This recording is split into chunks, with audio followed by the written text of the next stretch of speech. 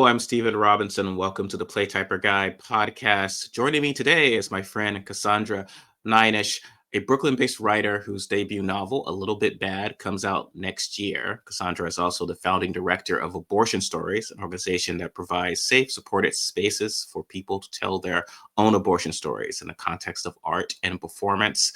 Cassandra's work has appeared in The Guardian, Brooklyn Rail, The Huffington Post, Public Books, the International Herald Tribune, and Art in America. A very impressive person that I'm excited to speak with. Thank you for joining me. Thank you. What a nice intro. So tell me about this book. It was, an 8-way auction for the rights. It sounds really cool, but I will let you tell people about its plot and what inspired you to write it. Well, I should just say at first that auction was the British auction because my agent is British, so that's her home turf.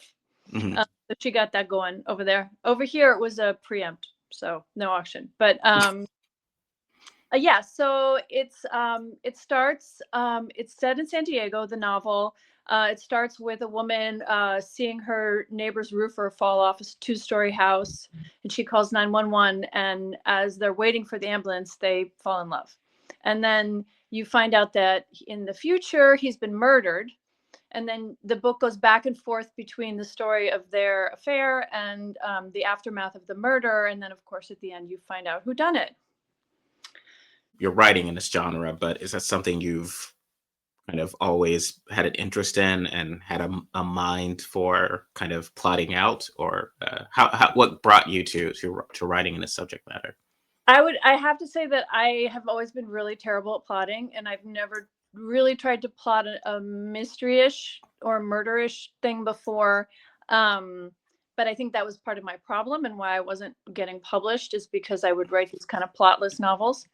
On the other hand, I do enjoy reading a mystery, and I love a literary mystery. So I don't know if you've read Diane Johnson, Le Divorce. The movie was kind of well known, but it was such a delightful book because she's just a fun, great writer, and then she sort of threw a murder in there to keep the pages turning. So that was kind of my plan for this book. Like, I wanted to write in a literary way, the way I like to write, that feels sort of like real life, hopefully. But then I wanted it to be like suspenseful and entertaining and as fun as possible to read. And I love like a serial killer book, or I love crime. I love true crime. I'm listening to a lot of true crime podcasts, especially during COVID. I started listening to a lot of true crime, and I think that influenced the book a lot too, because I was thinking about like murderers who get away with it and how we never get their story because we don't know who they are. Basically, the smart murderers. So yeah, that was. Oh yeah, that's interesting. You're right, because like we would never know about this. Yeah. Successfully killed someone who, and I think there's been stories or thrillers about someone who just convinced that someone killed their wife or killed. But generally speaking, those people, if you're watching the true, they make some mistake. We sometimes like to see someone get away with it if they're very good at that. I mean, but it's difficult to do. You sort of have to have, you have to make them pretty charming. I love Patricia Highsmith, and she does that with Talented Mr. Ripley, the whole Ripley books, where he essentially gets away with it. Yeah, I love the Talented Mr. Ripley. I love the Matt Damon version. It's really good. Well, and that's an interesting point, and I don't know if that's something you confronted like in your work or whatever, but in the film you see sort of where the Sanders, like, they said, oh well, he has to sacrifice something. He can't just get away with it. So they sort of changed the ending from the book where he has to kill the man he's fallen in love with, and it's somewhat tragic. It winds up being sort of a tragic issue, whereas in the original novel he just kind of gets away with it all, just walks away. Can't say too much about that without giving away the end, but I do think, like, it's interesting. It's up to maybe 50% of murders aren't solved. So we often find out about people who are like serial killers, right? Because eventually Mhm. but what about people who just kill once and then never do it again? There's a really famous case. Do you follow true crime at all? A little bit, but not heavily. But please, I'm There's sure my listeners do. Yeah, there's a case of this woman who was murdered in Van Nuys in the 80s. Um, and it was sort of staged to look like a robbery, but it wasn't very convincing. But the police bought it as a robbery anyway, and of course blames like some Latino men who were hitting houses in the area. Um, and much later, it turned out to be a policewoman who was in love with.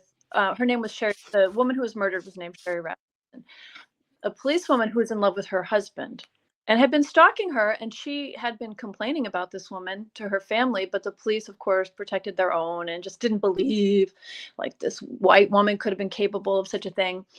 um, and so she was caught like 25 years later or something like that. So that's a rare instance of and after that she just lived a completely normal life, moved up in the police, like became a detective, like had a kid, had a married, and like I was just so fascinated by that because she just went on to live her like she killed somebody, basic like being a total basic bitch, like for no reason. Like obviously this guy wasn't in love with her, he was in love with his wife, or why else would he not be with her? So like why what a stupid thing to kill her, what a dumb thing. She was just being a bimbo. And but she wasn't, might have been a psychopath, but she wasn't like an out of control psychopath. She went on to live a normal life and then she got caught. So I was like, God, that's so interesting. Like people live with themselves just fine. I'm not trying to project politics on your book, but it feels like we live in a time where people get away with, like, bad people get away with bad things. Yeah, don't we though?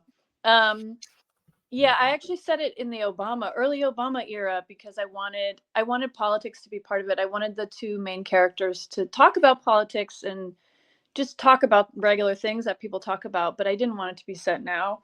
Um, and I think I wanted there to be an element of that feeling of hope in the beginning of the affair that we had when Obama was elected. Like, oh, maybe the arc of history does move toward justice or whatever. That feeling we had when Obama was elected, that things really were getting better.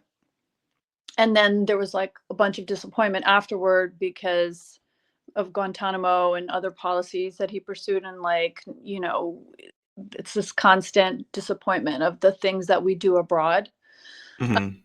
and our complicity in that. And so yeah, obviously I started writing the book 10 years ago, so I didn't plan it to intersect with what's happening now, but I did definitely think about politics as part of, as life is just like political. This is your first novel. You've had a very successful writing career. Um, you had said that sort of a struggle for you had been the plotting, right? Like trying to like, Yeah. have a theme line. And it's interesting, thrillers do open a way for you to, because you sort of have you have that context. I'm a big Hitchcock fan, so you have that context, but then you could also have someone go through like a bad, whatever their struggle is, they can still have that within the context of this other thing that's sort of pushing the audience entrance. So, like in Psycho, Marianne is, wants to be with this guy, but she can't because he's, stuck in financial debt. She thinks that there's a way out, and then things unravel. Um, and sort of that sort of way of providing true stakes. I feel like thrillers do well because sometimes it can be hard to connect with. It happens a lot in theater out here as well. It's like, okay, well, am I supposed to empathize with these people at all, or what their plight is? They're just sort of sitting around a table talking about their problems. Yeah. Um, I mean, I wrote a bunch of plotless novels before I wrote this one, so I think I had that problem of people sitting around a table talking about nothing. Yeah, I mean, Hitchcock is the dream because he does get people both at specific level, and also there's something like really hard to pin down and like sort of mythic and Freudian about his work, right? Mm. There's something you feel like there's something really deep happening here. I'm not sure what it is, like especially like with vertigo or something like that. Mhm. I mean, I don't know how you get there. But I think it is always good to work. I love working with like fantasies. If I have a fantasy, if that feels like a good stepping off point for a story, because that's that's like something you want potently to happen, or like a dream. Something that I've learned to do a lot with my writing is to yes and more. Mhm. So like, the taken from improv, where if somebody does something in an improv, the other person is not allowed to say no. They have to say, Mhm. then they have to like raise this ante to with their next action or what they say next. And a lot of times I think with people starting out writing fiction, and with definitely for myself, if you're writing in a fairly autobiographical way, it feels scary or wrong to like make shit up too much. And, Mhm. or like you have the opportunity to yes and something and you don't do it, and then you look back at it and you go, oh, I could actually let that thing happen, that is just being suggested, or you know what I mean, you could take it up a notch. So maybe on some level, I don't know, I do know a lot about Hitchcock's background. Like, did he operate from like dream states and stuff? Like, where was he writing from?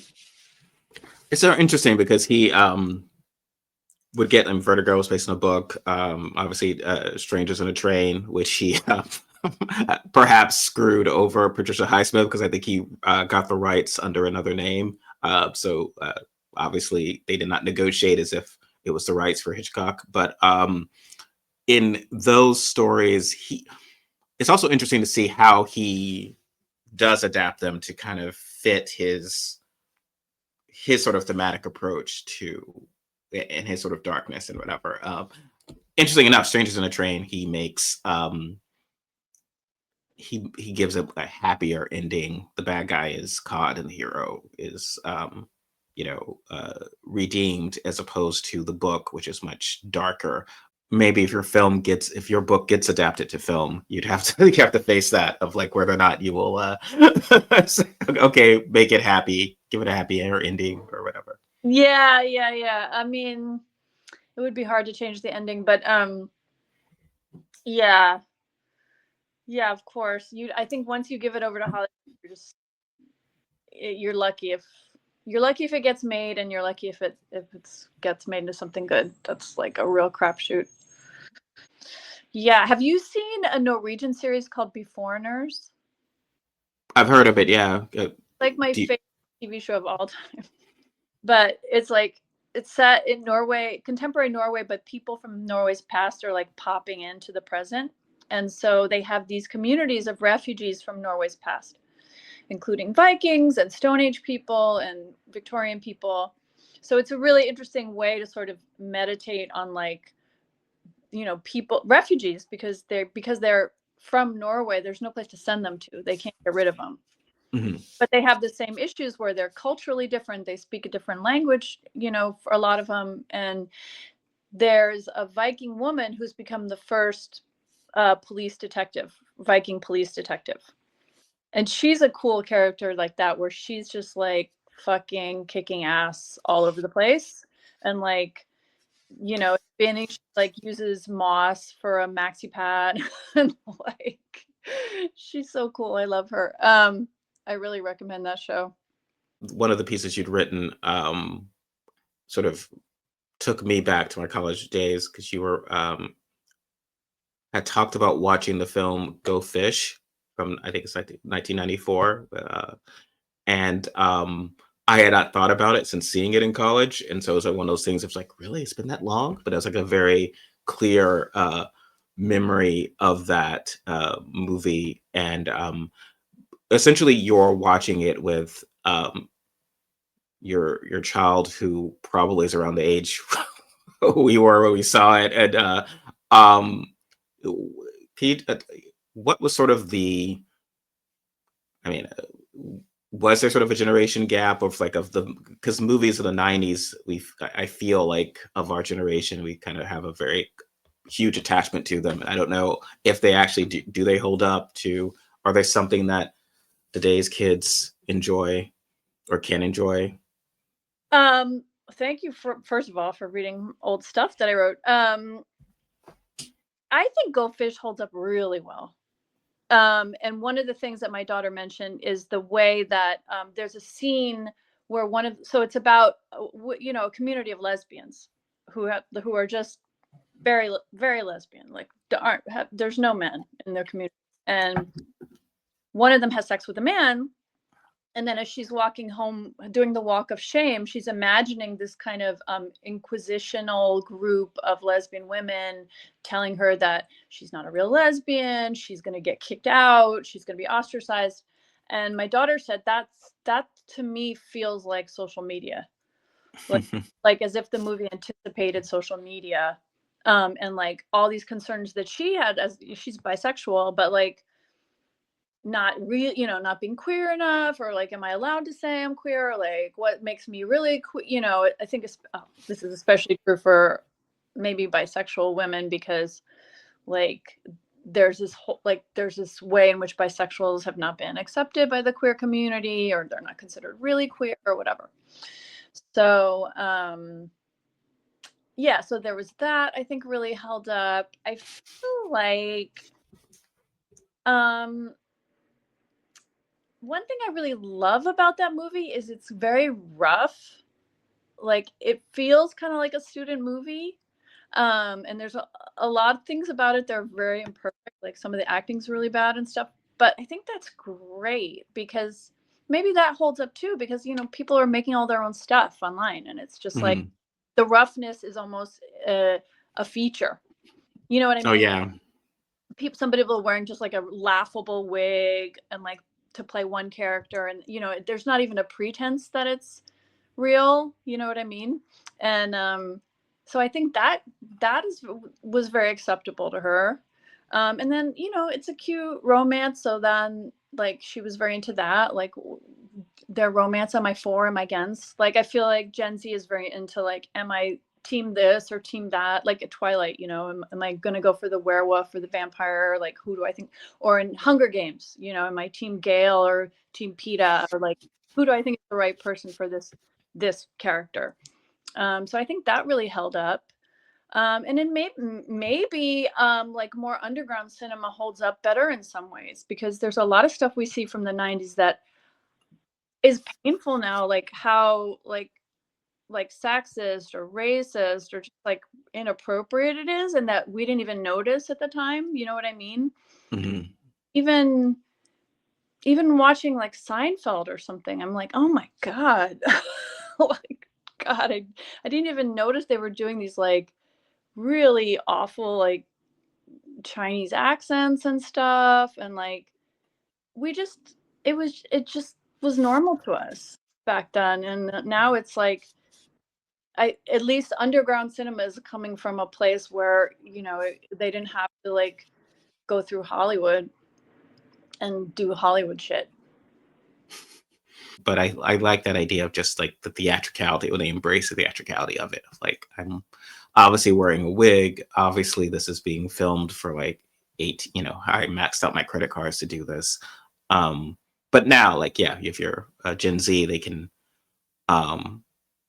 for far less money, make something that appears far more professional, and then put it up on YouTube. So things are cool in that regard, right? That you can, what you are thinking and your creation, your self-expression is much easier to put out there now. Yeah, I like that a lot. I like the fact that, like, let's say we'll be playing two different characters, and one of them's a man and one of them's a woman, and the only thing he changes is he puts on a wig to be the woman. Doesn't that in a way like foster a kind of like a comfortability with one's like if as a man with one's feminine principle, or as a woman with one's male principle, like more empathy or more understanding? Whereas I feel like when we were growing up, if a guy would ever put on women's clothing for a costume or something, there would be this like over the top like campiness that would go along with it. They would feel so threatened to in any way express a feminine side to themselves. So maybe now with like I mean, this is overly maybe idealizing it, but like with Instagram or YouTube, when somebody's playing all these different characters and like allowing themselves to do it in a way that's not even fully in drag or whatever, but they're just like embodying the character. I like drag. I think drag is a great form of art, but it is camp. It's over the, intentionally over the top. And I think often, like Flip Wilson or Milton Berle, anyone would drag. It's camp. It's over the top. And I think there has been a sense of, and I've seen this on stage, where they call it the trouser role. So like a woman is playing a man. Always she played it, authentically, like she's playing a man. And now men are sort of, if they're doing a dress role, they are okay. I'm playing a woman. It's not meant to be camp. It is, I am a woman in this scene. Yeah, yeah. And then let's say, for example, there's a Instagram person I like who she does all different characters. One character who's like the guy who works at the wine store. Like it feels like a man, but it could be a woman. Like, does it really matter? Like it starts to all feel sort of more flexible, which is ideal for me. Like gender is not a rigid category. It is a flexible thing. So if like younger people are able to express that more, play with that more, that feels much more free to me. So the time we have left, I'd love to ask you about abortion stories. I mean, this is very good work that obviously is, if I recall correctly, started around, I guess, when you sort of understood that Roe v. Wade was going to be overturned. And could you just tell us a bit about how you got involved in that? Yeah, I guess about a year before Roe v. Wade was overturned, I had this weird moment. A voice told me, like, you have to have a festival about abortion stories and like abortion stories. So a friend lent me their gallery, and we had a little art show, and then we had a storytelling event in the park, and then we also had some comedians and some music and various things throughout the weekend. And then recently we just did another one, which was it was not just abortion, it was body autonomy more generally, where we were talking about how all these issues about the fight to be in control of one's own body is an issue that we're facing on a lot of levels, and we need to think about this as one issue that we need to be united in fighting for. Anyway, one of the things that I really loved about the first festival was a lot of women came out who had to seek illegal abortions before Roe v. Wade. And they were furious and upset because the festival eventually, just by coincidence, ended up taking place a few days after the Dobbs decision was leaked, basically essentially saying that Roe v. Wade was going to be overturned. And these women came out and were like, I've never told this story before. It's very traumatic. It was the worst thing that ever happened to me, but I'm going to tell it now. And, stories about having to get into somebody's car and go who knows where to have an abortion on a kitchen table, stories about getting out of an abusive relationship, stories about being raped. And my mother's own story was something that I grew up with. So maybe this work came out of that. But she had to help a friend get an abortion in 1960. They drove from Berkeley to Tijuana. Her friend was bleeding a lot on the way back, and my mom was really afraid that she was going to die, but the friend didn't want to stop because she thought she would be arrested. And she drove her through the night all the way back to Berkeley, bleeding, and then took her straight to the infirmary at school. And the doctor looked my mother in the eye and said, "Your friend is having a miscarriage. Isn't that right?" Mm. And, just the idea that there are living people now who can testify what it looks like to live in a country where there's no abortion access and what that can do to people's human rights. And we should be listening to them.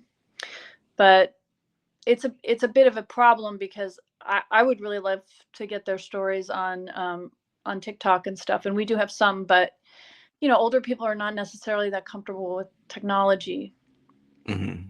So I would love it if people would like ask their grandparents or their great aunts or whatever for their abortion story and like film it and put it on social, Mm-hmm. because I think the more that younger people understand what this is really like, the more that we'll have some real resistance to what's going on in this country and the fact that people are going to die, and they are dying. Now you could tell stories about young, people now going through similar situations, which is, horrifying. Um, do you think there was a sense of, for whatever reason, not telling these stories? I feel like either media or whatever, we just rarely. I mean, obviously, there's Dirty Dancing, there's other things where abortion fits in, but rarely, I think, I don't know, as centered as what you're describing, those stories. It feels like the public was sort of unaware of what was sort of happening other than sort of the abstract. Yeah, there's a couple things. One, I think, as these are often traumatic events, and people often don't want to share traumatic events. And then there's a stigma, even if you absolutely believe in abortion rights. And I've listened to a lot of abortion stories. Sometimes I just go and sit in the park and with a sign, and I just listen to abortion stories. Even people who completely believe in abortion rights may feel afraid to tell their story because of the social stigma, and they just don't feel safe, so they won't tell it. And that's another part of the work that I really enjoy, is like a lot of times there's like a lifting of the burden of not having told anyone the story, just simply telling it, what happened, and that's it. So yeah, and then probably for older folks in particular, both of those things are at play. Especially now in the past year, I feel like we do need to hear more about these stories because it's happening. People are bleeding out in parking lots, and like this is something that is happening now, not just for women in their late 70s, early 80s. It's something that is happening now to another generation of women. Um, and that must be difficult as a mother, I would imagine, to Yeah. think, of like your daughter having fewer rights than you did. Yeah, I mean, here's the thing.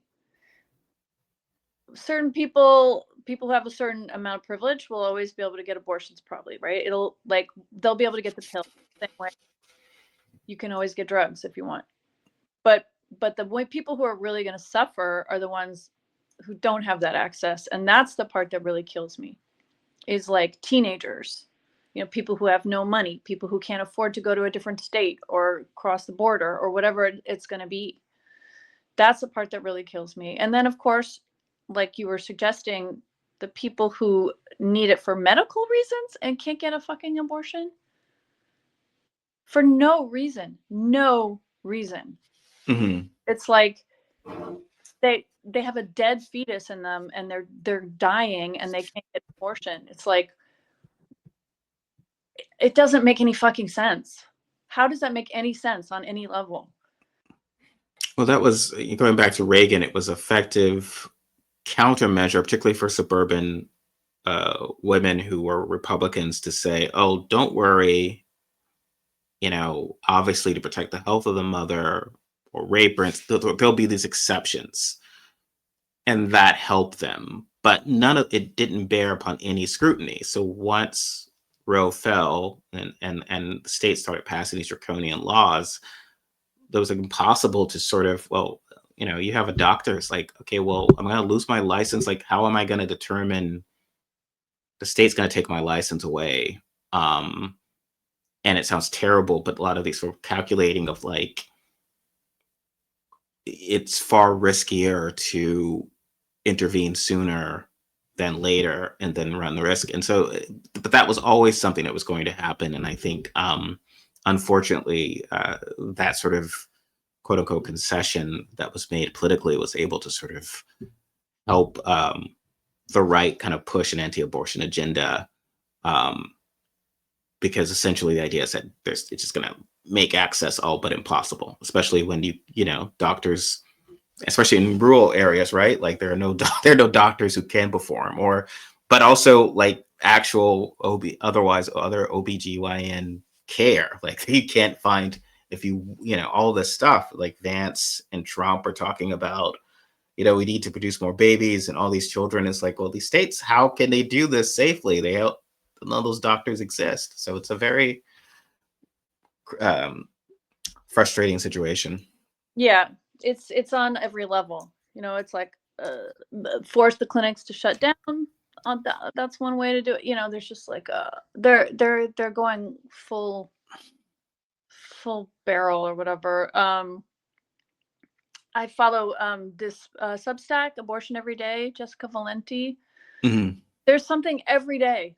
There's some kind of attack every day in one state or another. There's some new bill being passed to criminalize getting an abortion. Criminalize. You have to keep if you have a miscarriage, you have to keep the miscarriage itself and buy a container for it. Like just a million different ways to make it impossible to be a woman with reproductive equipment. To sort of end on a more positive note, I would say the work you're doing is very important. I do think that telling these stories are key. Where can people who want to get involved with abortion or help with abortion stories or check out what you're doing? What's the best way for them to do that? You could just go on my website, CassandraNeyenesch.com, and just contact me. You'll see information there too about our latest show that just closed, an article called "Soft Weapons: Keep Your Fucking Hands Off My Body." That's the one about body autonomy that I was talking about. That's awesome. Thank you for that. I'll have links and stuff below in the my own Substack when this goes up later this week. And for folks, where can they find your book? A Little Bit Bad. When is this set to be released? It's actually available for pre-order. Christmas presents, everyone. Yes. It's coming out May 5th.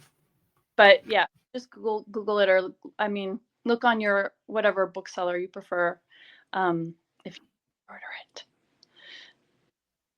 Please pre-order. Pre-orders are very important for writers. So everyone, I'll have information for that as well. Thank you so much, Cassandra, for taking the time to chat with me about your book and your work at Abortion Stories, and for indulging my trip back to 1994 and watching independent cinema. You're my very first podcast, so thank you. Thank you. All right, everyone, like, share, subscribe. Go to all the links below to check out Cassandra's work, and we'll catch you next time. Take care. Bye.